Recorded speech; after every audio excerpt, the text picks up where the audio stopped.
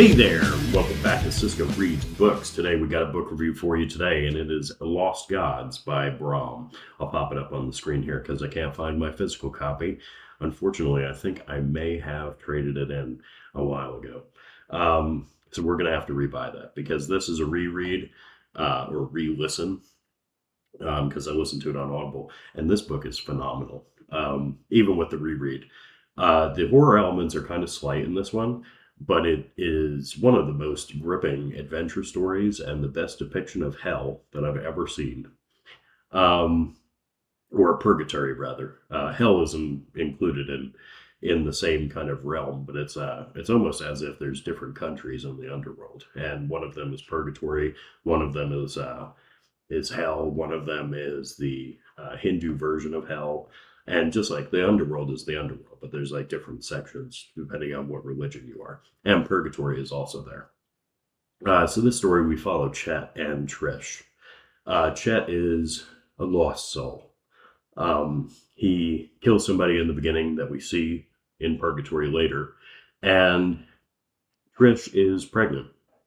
They go to Chet's grandmother's house, and Chet dies. And is killed by his grandmother, the Lamia's children that she has been sacrificing for years, because she is an ancient demon. So basically, he gets sent to purgatory because an angel intervenes and gives him a mark that saves him from going to hell, which is where he belongs in the beginning of the book, because he's not the best of people. But then, as he gets to purgatory, he meets Anne and a couple other of companions along the way, and he realizes that he's trying to get back to Trish, because he realizes that his grandmother is going to basically kill her and the baby to sacrifice it so that she can live longer. And while he's in purgatory, he finds out that, even if you lose a limb, you can regrow it back with Ka. It's like a little meat coin, basically, made from the flesh of other people. That's basically the clay of life, is what they refer to it as. And through his journeys, he's following his path to try and get out of purgatory, to get back up to the surface to save Trish. The story unfolds in a way that is fantastic, that only Brom can do.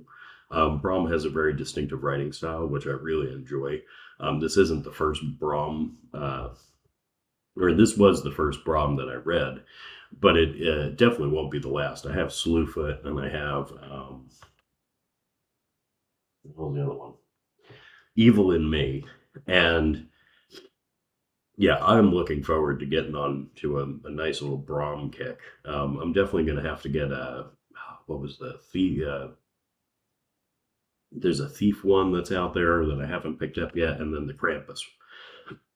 So the Krampus one, we'll probably be reading that around Christmas, because that's how it goes.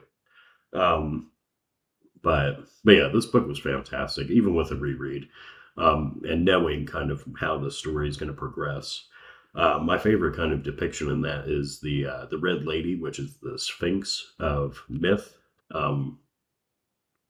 And Valis, which is one of I think it's a Slavic god. But I mean, just the depiction of the gods down there is just phenomenal. The demons are great. There's basically a revolution going on that's trying to throw off the yoke of the old gods, but not enough to piss off the one gods, where it's Satan and God. But yeah, this book was phenomenal.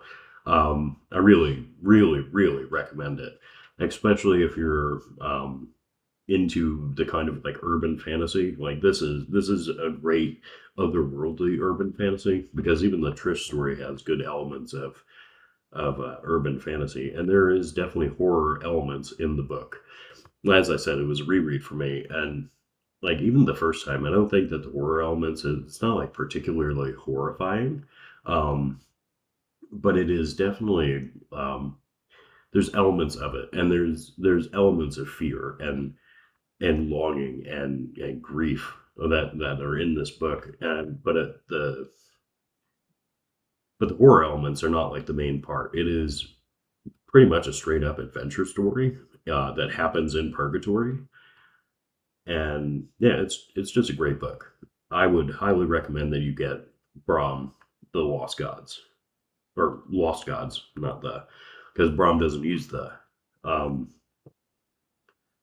but yeah, go get that book because Brom is a phenomenal um, writer and artist. I mean, the as you know, in all of his books, there's great depictions of art that he draws himself.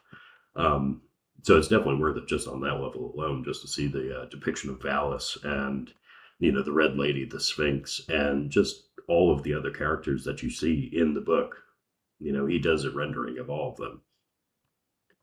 So in other news, I'm making my way through his Black Tongue. It's taken a little bit longer than I wanted to, but I've been doing some shit around the house, so I had more time to listen.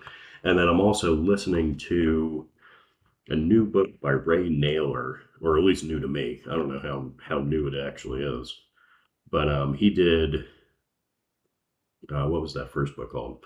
Mountain Under the Sea, which was about the sentient octopuses and like a kind of dystopian world. This one is Where the Axe is Buried, and this is basically what seems to be a dystopia. I'm on like chapter 2, so they don't really know, but there's a very strong dystopian element to this book so far. So, and I'm really liking it. Ray Naylor, he kind of blew me away with Mountain in the Sea, which was the first book that I read by him. I think it's his first book actually. And yeah, he's another one of those phenomenally fantastic authors. I'm actually probably going to do a reread of Mountain in the Sea so that I can review it on the channel because I absolutely love that book. And in other news, not much else is going on. We'll have a Top Tuesday this week. I know I missed it this week, but I think we're going to do either classic fantasy or classics. So let me know in the comments below which one of those you would prefer for this Tuesday, and we'll do that. And until next time, read, because reading is fundamental.